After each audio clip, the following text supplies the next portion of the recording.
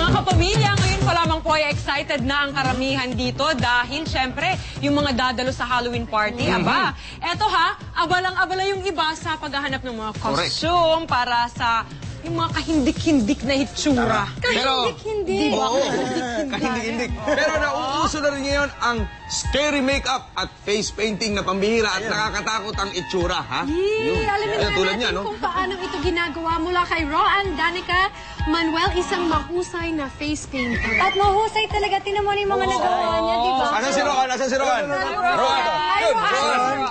Ay, si Roan, umaga kay ganda. Roan, ano ba yung ginagamit mo pang ano sa mukha niya? May prosthetics ba or something? Actually, kami, hindi kami gumagamit ng prosthetics kasi medyo komplikado na siya. Mas simple to sa prosthetics. Mas simple. So ano yung umaangat sa mukha niya? Parang sugat? Yung secret namin dyan sa umaangat na sugat is tissue. Tissue paper. Yep. And then, tissue paper, tapos eyelash glue or any body glue. Okay. Tapos, ididikit siya, tapos patutuyuin. Saka namin, pipaintan. Tapos yung iba eyeshadow siya, di ba? Eyeshadow and then paint. Ito mga paint na ito ba yung ginagamit sa mga kiddie party, sa mga bata? Yes. So, safe naman ito. 100% safe. Kasi syempre yung mga Halloween party na yan, umaabot ng anong oras, ng madaling araw. matagal sa mukha mo yun. So kahit matagal siya sa mukha, safe pa rin. Yes, safe siya. Ayun! Sir Roan, habang sumasagot tayo ng mga tanong, ba't di natin i-demo to? Demo. Gawin mo lalaki to. Mr. Roan, gano'n ba katagal gawin yung isang katulad nitong si Kuya? Gano'n katagal mo ito ginawa? Ito, siguro mga 30 minutes to 1 hour. 30 minutes. Eh ano naman yung mga favorite na ipagawa sa inyo na itsura? Usually favorite, hindi siya mga Halloween eh.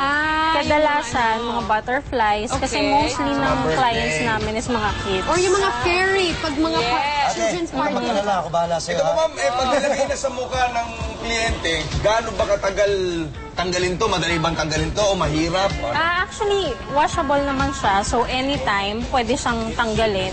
Kahit gusto mong matulog ka, pwede. So tubig lang siya, tanggal na siya. Paano pag pinagpawisan? Oo, lalo na kung nako-costume na yung mga tao, pagpapawisan sila, paano yun? Actually, yung paint na to is hindi siya katulad ng makeup na kailangan ng retouch. Okay. So, ito, medyo makapal yung ano niya eh, yung parang texture niya. So, yung retouch, medyo ano na lang siya. Sabihin natin after ilang hours, 5 hours, 6 hours. So pag pinagpawisan siya, hindi siya nalulusaw? Hindi naman. Ayun. Lalo tanggalin, kailangan mo na siguro ng sabon. Madali lang. Pwede. So ano yung ginagawa mo sa kanya ngayon?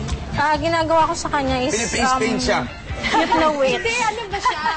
Parang cute na witch. Cute na witch. Mr. Roan, maraming salamat. Aabangan natin Thank you po yan. sa pagbisita dito sa Umagang Kay Ganda at sa mga kasama mo ngayong umaga. At kapamilya, ano pang hinihintay ninyo? Pili na kayo ng inyong disenyo at subukan na itong scary face painting. Yes! Pero paalala lamang po, siguraduhin lang na tama yung ginagamit nyo na pintura para sa mga mukha na Baka gumamit paglalagyan ng ninyo. pintura pambahay. Wag. Para syempre ma-enjoy nyo ang ating Halloween. Ayaw natin mahapding ang ating mga mukha. Oo. Halloween. Heto po ha, mamaya isang mansyon sa Quezon City ang pinuntahan daw. Sa Chaong Quezon to. Quezon. Sa Chaong Quezon. Abangan nyo po yan mamaya sa pagbabalik ng Umagang Kay Ganda!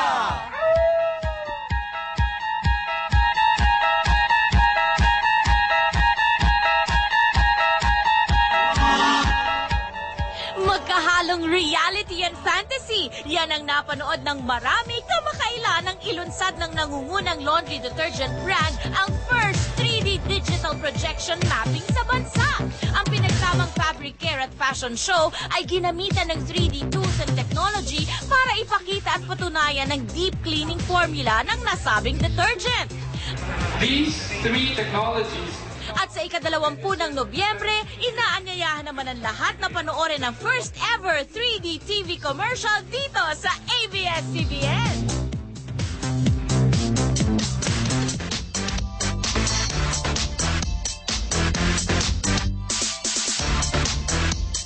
When she came to the salon, her hair was so flat and straight, very boring. So what we're doing is we're going to add some soft layering, which is going to give her that nice, soft, feathery effect. So she's going to have all of this texture running through, And then for the color, we're going to stick to some warm shades and see what we can get.